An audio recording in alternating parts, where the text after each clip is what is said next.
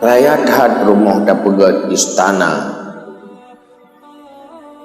yang setiap pura tatamang tatubiyat, tapi bahasa bosan akan tatubiyat anda damang-damang di lethat tasimpan kebutuhan udip, jaminan udip kita ya, tapi udip tetap hana terjamin. Manusia paling bahagia apabila manusia punya kemampuan mengumpulkan ilmu dan ibadah sebanyak-banyak mungkin.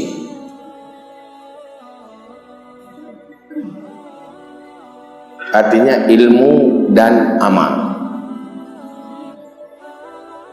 Maka perlu tamita ilme mengata doa beramal.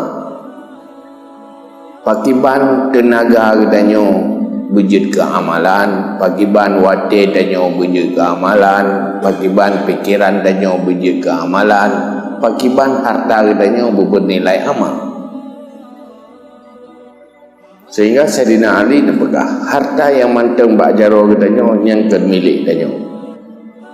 Pajan baru milik katanya apabila tak infakkan bak jalan kebaikan bani oleh Allah yang kamili. Tetapi kendala terbesar katanya hana kekuatan pada beribadah.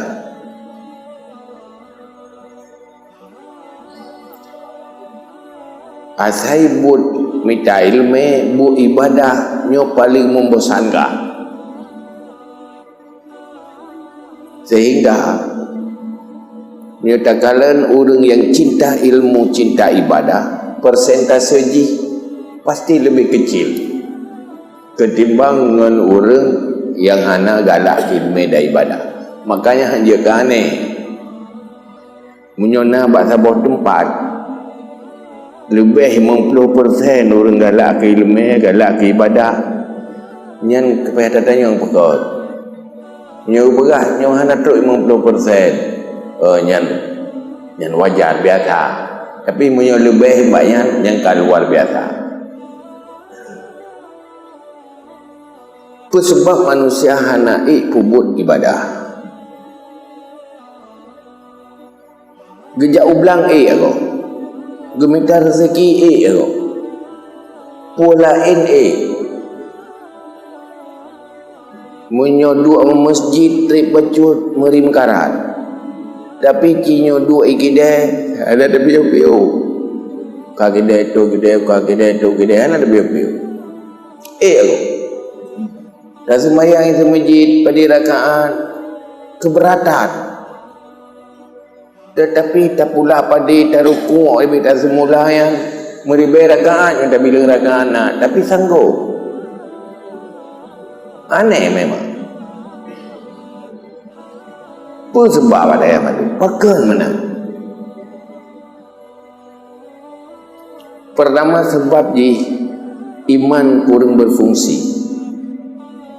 Tujuan dari iman, dari menambah rukun imannya, tujuan untuk robah orientasi udai, cita-cita udai. Pertama, tamu iman na Allah, tamu iman na Rasul, iman na para malaikat, iman na nuru akhirat, syurga, neraka dan sebagainya yang berkaitan dengan gaib. Menyonyan tamu iman rupaji ujung daripada kehadiran tanyo, ujung thai ni, iaitu neraka atau syurga. Yang penentuan manusia sukses dan bahagia. Sukses selamatkan diri dari neraka dan sukses masuk syurga. Yang manusia sukses. Hana ukuran manusia sukses kerana lapangan kerja, kerana apa baju, nyangkanya. Ini hanya kepentingan sementara. Makanya ke fungsi Allah ngutus Rasul supaya hamba-hambanya berdoa jalan menuju kebahagiaan dan kesuksesan abadi. Untuk mencapai atanyan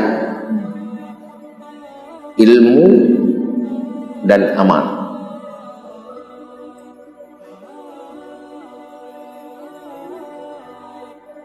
Sayyidina Umar pun begah pajan manusianya mampu beramal dan bersemangat beramal. Pajan tu rahasia ni. Begah tu, idza zahidal abdu fid dunya istanara qalbuhu wa ta'awanat a'dha'uhu lil ibadah. Apabila zuhud seorang hamba pada dunia, maka bersinarlah hatinya, maka tolong menolonglah seluruh anggotanya untuk berbuat ibadah.